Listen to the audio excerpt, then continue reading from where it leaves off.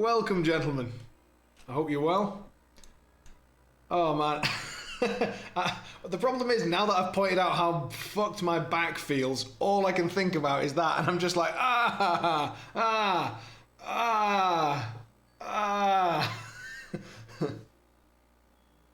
feel like that's all of us after the pandemic. Yeah, I swear to God, right, we're coming back to the fuck it story time.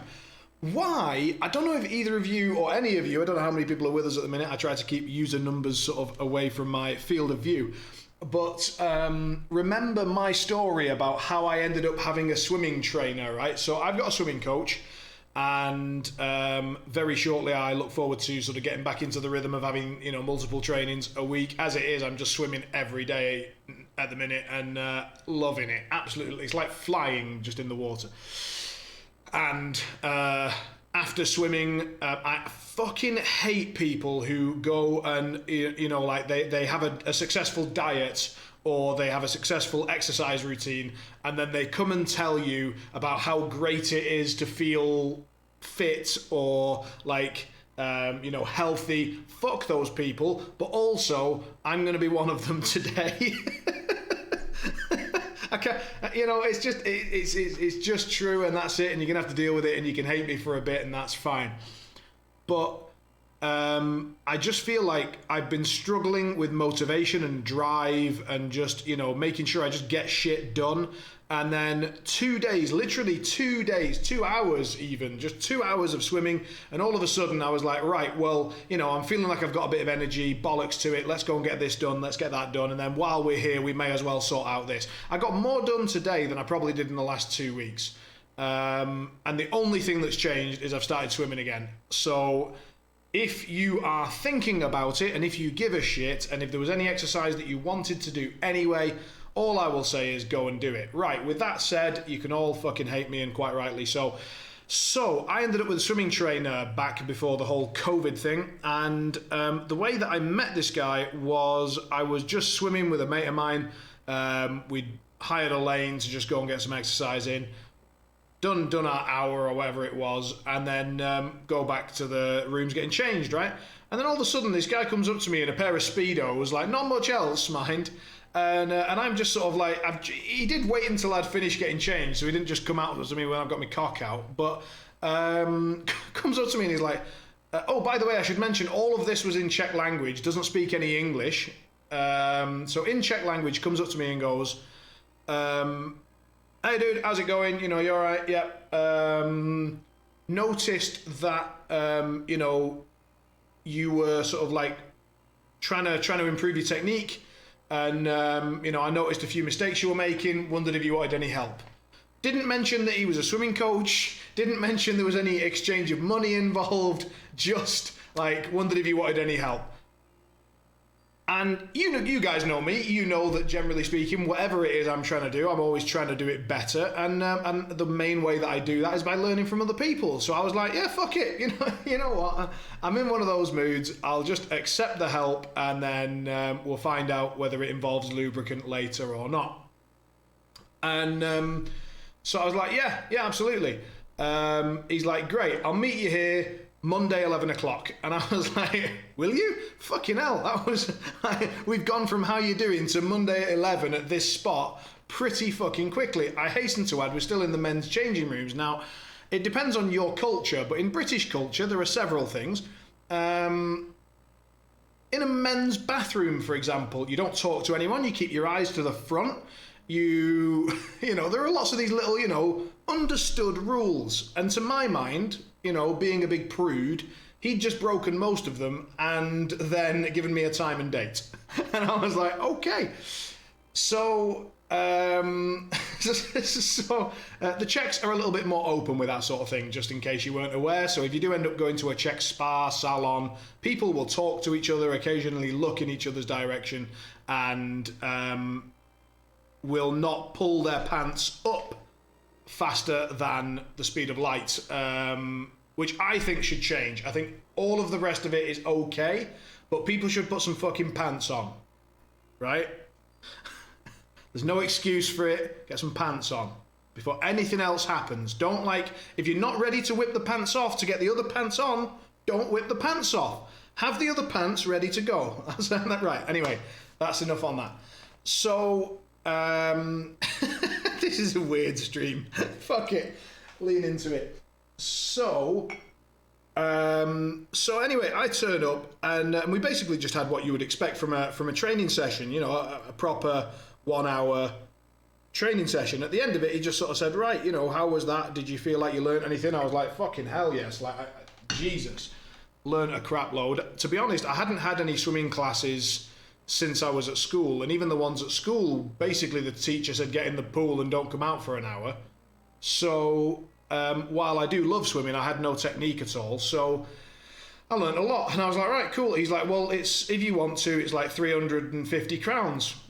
Which is about 10 euros, something like that. Maybe a bit less, like 9 euros for an hour. And you know, what do you want to do? Like 2-3 times a week? I was like, yeah, all right, cool, fuck it. 3 times a week it is. Great, you know, see you Monday, Wednesday, Friday. And since then, I've been training with him a lot until COVID hit, and now we've had a big break, and I'll almost certainly go back to it afterwards. But it always amused me that I just have... it's a very good price. It's a very cheap price, to be honest. He's a triathlete, and he's offering his services, frankly, a little bit too cheap, in my opinion. But you should bear in mind that you can get beer for €1 in the Czech Republic. So by Czech standards, it's not as cheap, but still cheap, I would say. And so, yeah, so we just meet up there. But why did I start to... Oh, yeah, because, so, despite the fact that in general, I try to look as unapproachable as possible. So whenever I'm in public, I've got my hat on, I look like this. I look like this, just angrier. And in the hope that no one will speak to me, no one will approach me, you can all fuck off. And I try to maintain that pretty solidly from the moment I step out my door to the moment I come home. So why is it that I seem particularly approachable in swimming pools? So today, go again, and go and have a swim. Not in the changing rooms this time. No, this time I got ambushed in the sauna. Now, the sauna, if you look at me, times it by 3, and then if I take 1 step forward, that's the size of the sauna, right? I'll be honest, when the guy gave me a price, I was just so happy because it didn't involve lubricant. And I was like, right, honestly, money was the best thing you could have said there. Because it could easily have been a date. Like, you know, I thought, I may have just experienced a gay date. I don't know. And then he's like, 350. I was like, well, I've either experienced gay prostitution or just a genuine financial transaction. Either way, I knew I was coming out of that with a story. But the sauna, so we step into this fucking tiny ass sauna, and there were already 2 guys in there. I was like, oh fuck it, I'm going in the sauna, I can't be arsed. So sort of just went in anyway, they moved up. And then after a bit, they left. That was pretty much what I was thinking at the time, Exquisite. That was... genuinely, I was like, well, this is going to be an amazing story either way, because it's just going to be funny for years to come. And I could be playing Final Fantasy while we're talking about this, but instead I'm just going to sit here and drink this tea out of my mug that, if you include the handle, says cunt. So went into the sauna. Anyway, then this old lady pops in, and I'm just like, isn't that good? Isn't that so good? It's just like,